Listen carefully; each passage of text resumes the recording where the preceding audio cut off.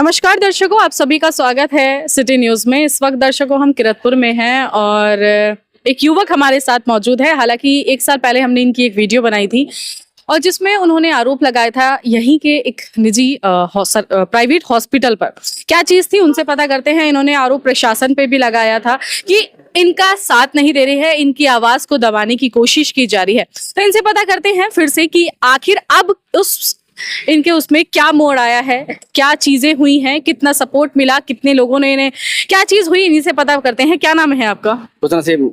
खुशनसीब, क्या चीजें हुई आपके साथ? आपने पहले भी एक हॉस्पिटल पर आरोप लगाए थे, क्या क्या हुआ था? मैडम देखिए, मामला इतना लंबा चल गया है। हाँ। एक ऐसे अस्पताल के खिलाफ कार्रवाई करने में प्रशासन को पूरे 2.5 साल लग गए। 2.5 साल। अच्छा। और मैं 2022 यानी जुलाई से लगातार प्रार्थना पत्र दे रहा हूँ स्वास्थ्य विभाग को। अच्छा। और उन्होंने बार बार मेरे जो प्रार्थना पत्र है उनपे डिप्टी सीएमओ राजेंद्र प्रसाद विश्वकर्मा को जांच दी और उन्होंने बार बार गलत रिपोर्ट दी।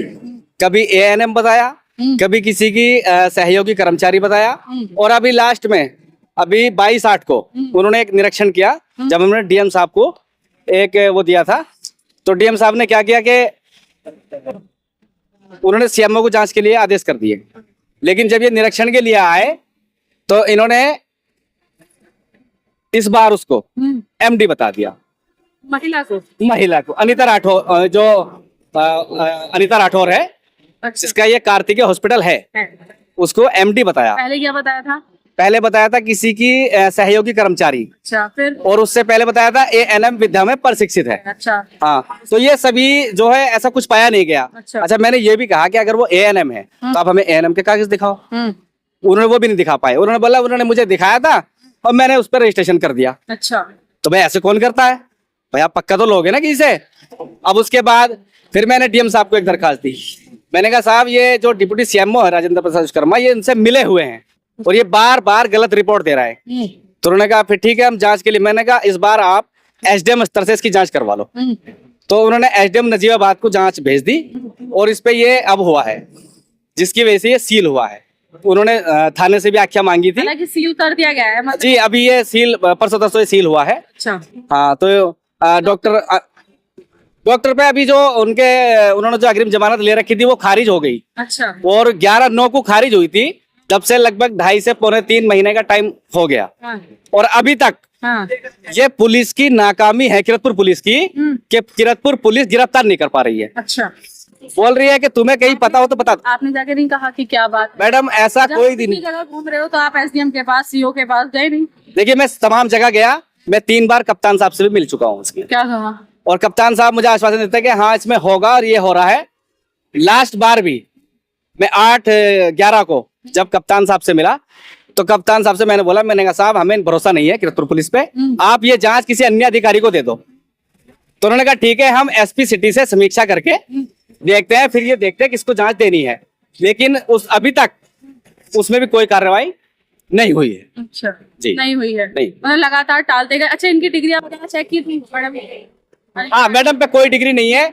इसकी जो हरियाणा पंचकुला की डिग्री थी वो फर्जी पाई गई, जो उन्होंने कोर्ट में लगाई थी। हाँ। और जो इन्होंने पुलिस को दी थी कानपुर उत्तर प्रदेश की BEMS, वो भी फर्जी पाई गई। अच्छा। तमाम सबूत होने के बावजूद प्रशासन की हिम्मत नहीं हो रही है, प्रशासन के हाथ पैर फूल रहे हैं, हाथ पांव, कि इसके खिलाफ कोई एक्शन, कड़ा एक्शन ले सके। अगर ये सारी बातें सही है, जो चीजें आप बोल रहे हैं, तो फिर तो इसमें डिप्टी सीएमओ सभी इन्वॉल्व हैं। जी, सभी इन्वॉल्व है। और मैं अगर रजिस्ट्रेशन था इसका, ये दिखा रहे हैं इन्होंने जो डॉक्टर दिखाए हैं। जब आपकी वाइफ यहाँ पे आई थी, फर्जी था।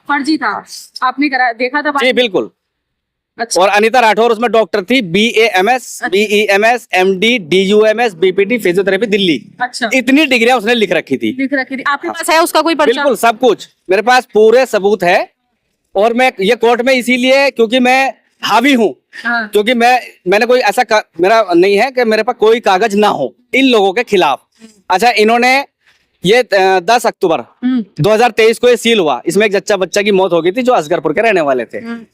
तो ये सील हुआ, लेकिन 13 अक्टूबर 2023 को, यानी 3 दिन बाद ही इसको खोल दिया गया। अच्छा, उसके बाद भी किस आधार पे खोला प्रशासन ने, ये प्रशासन जवाब तो दे इसका। जवाब दे। और इन्होंने फिर 10 उस टाइम जो इन्होंने रजिस्ट्रेशन दिखाए, जो डॉक्टर सोनिका सिंह और डॉक्टर सुभाष चंद्र जैन, इन्होंने इनको पर्सन इंचार्ज दिखाए हैं। अच्छा, जो इसमें कभी बैठते ही नहीं है, आए नहीं कभी।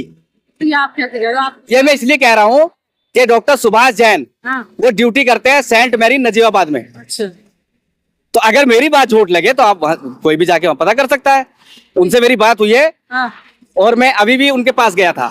उन्होंने बोला कि मेरे साथ धोखा हुआ है, मेरे कागज किसी अन्य। वो भी खारिज कर रहे हैं इस बात को? हाँ बिल्कुल, सबूत है आपके पास? मेरे पास सबूत है, रिकॉर्डिंग है उनकी। आप दिखाएंगे? हाँ बिल्कुल।